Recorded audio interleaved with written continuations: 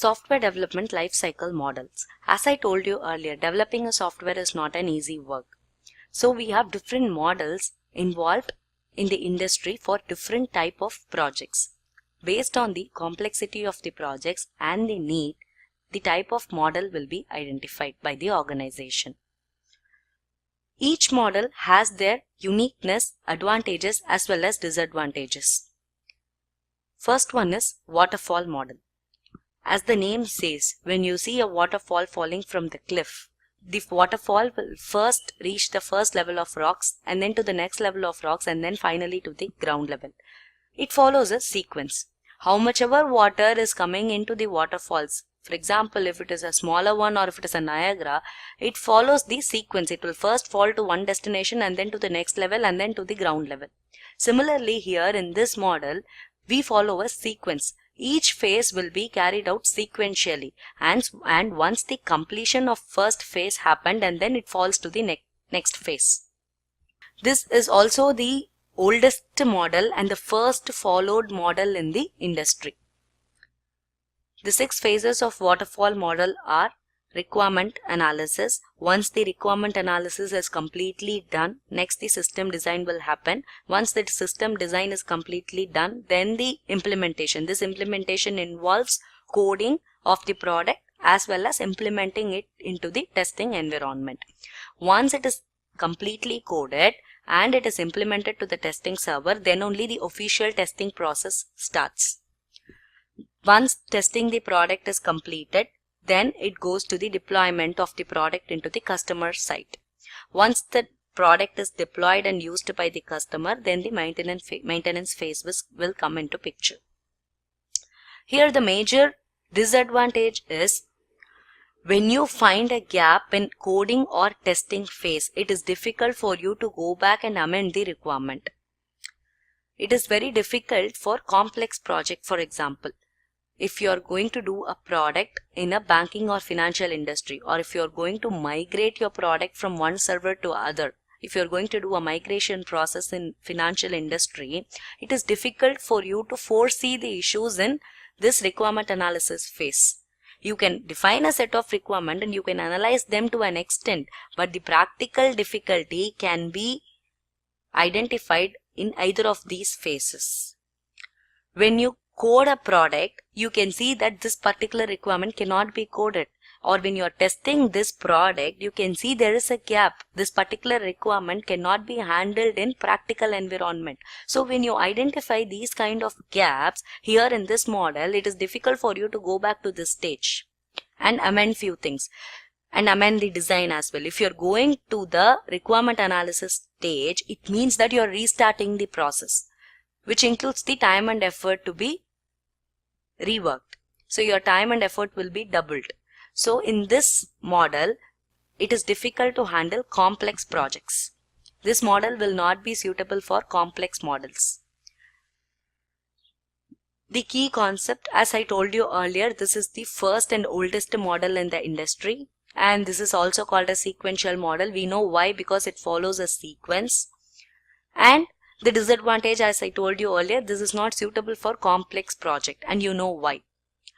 Here also one of the another disadvantage is the testing starts only after the complete product is developed. The testing cannot be done parallelly to the development. This has an organizational level disadvantage. That is, when a company is involved in testing and once they follow the waterfall model, their billing starts only after the product is developed. The project will get started from the requirement phase itself, but since the testing team will get involved only after the development phase, the revenue wise they will get the revenue only after the testing phase started, which means the project is halfway, but the testing phase, since it starts late, so your billing will also get started late. This is something a financial or a higher level of disadvantage, and also lower level of disadvantage is when you are testing it parallelly, you can identify the gaps parallelly. So as I told you, when during the testing phase, when you identify a gap in this model, it is difficult to go back again. And also the major advantage here in waterfall model is, since this is the oldest model, as I told you, this is a proven model. When you're doing something for the first time, for example, when you're cooking something for the first time, seeing internet, you will follow each and every step in a sequence. You will see, you will put a pan, you will put oil, you will see and do everything sequentially. Similarly here, since this is the first model, everything is done sequentially, and if you're using this one for a smaller project or a very less complicated project where you can analyze everything initially itself, then this will be the best method because it is very easy to understand and easy to implement. V model. V model, as the name says, it looks like a letter V. One side will be development and the other side will be testing. Here the major advantage is testing and development can start parallelly. This is the extended version of waterfall model, because it is also a sequential model, but it is sequenced in a different way. 7 phases in V model. First one is requirement analysis. When I see this looks like a V, when you see this side is called as development and this side is called as testing. Whenever there is a requirement analysis happening, it can happen both the sides. In development, you can analyze the requirement for how to develop the product. In testing side also, there is a requirement analysis to check whether every requirement can be tested or not and how it can be handled practically. Next, when you are doing a functional spec document, here in testing side, they can derive the scope document. Once from the requirement, they can derive what will be the scope of testing. Next, when you come to the system design, in the development side, in testing side, what they can do is they can design the test plan. They can derive on the test methodologies and they can design the test plan, design the test documents, everything. Next one, when it comes to coding the product, in testing side, what they can do is they can develop the test cases and also they can develop the automation framework if they are going to follow automation testing, and they can also start writing the test scripts for automation testing. These can be done during the coding phase. And unit testing, as you know, testing it, SIT, UAT, everything will fall under the proper testing phase. So this is very easy because as soon as the execution started, it will be a typical execution. As soon as the testing phase here started, it will be a typical execution. You cannot sit and do the documentation work that time because everything can be handled parallelly. And one of the major advantage here is in this requirement analysis phase, when there is a gap identified by the testing team, they can immediately tell that to the development team. They can immediately communicate that and it can be handled here in the design itself. You don't want to wait until here to check the gap. That is one thing. Again, this is also a sequential model. So there is a disadvantage because when there is a dynamic change during this phase, when there is a practical difficulty identified at that particular time and there will be a dynamic change to the requirement, it is difficult for you to go back and do because you have to redo all these phases. Again, this will be a restart of the process. So the time and effort will go in vain again here since this is a sequential model. So here, as I told you earlier, one side will be SDLC development and one side will be SDLC. That SDLC is testing life cycle. That will be seen in the next slide actually. The advantage here is everything can be started parallelly. As I told you earlier, in an organization, when you are using a V model, whenever the project is started, the testing team will get involved and their billing also gets started. Revenue wise, this is one of the best suited model. Next one is Agile methodology. The third model is called as Agile methodology. Now it is the trending one in the industry. You would have heard about this. Agile there is no sequence at all. I would tell you a real-time example, very easy example actually.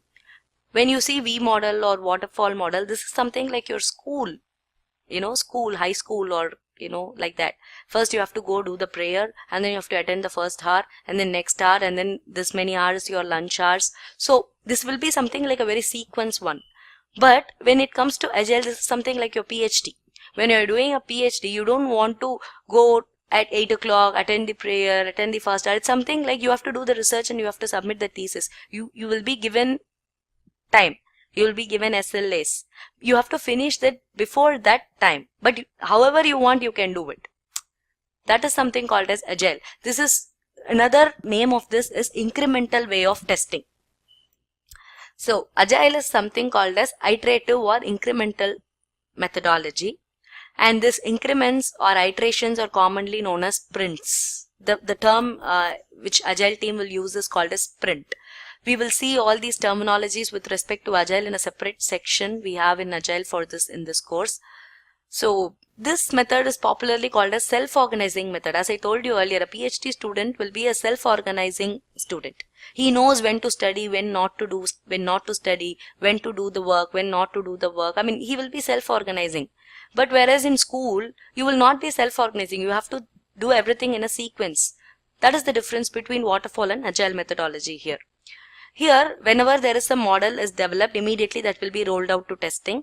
And again, the next module will be developed and that will be rolled out to testing. So this is called as incremental way of development and testing.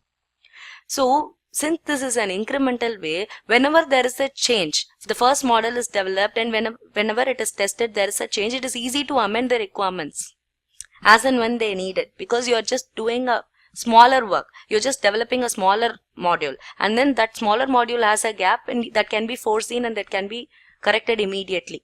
It's so flexible actually. At any point there is a requirement changes that can be handled very easily in this model.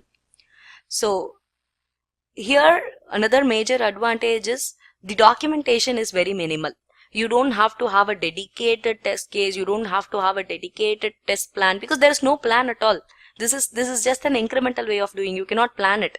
Whichever model is developed, tested immediately. There is a gap, again it is redeveloped. Again there is tested immediately. So the rework and the flexibility is more, and there is no plan. You cannot plan it out here. So this is more like a self-organizing. You will be given an ETA and you have to complete the whole project within that time. But how you are doing that is up to you. This is something self-organizing. The disadvantage of Agile methodology is the members. The team members should be self-organizing. If the team member is not so supportive, that will be the major disadvantage of following this model. Thank you.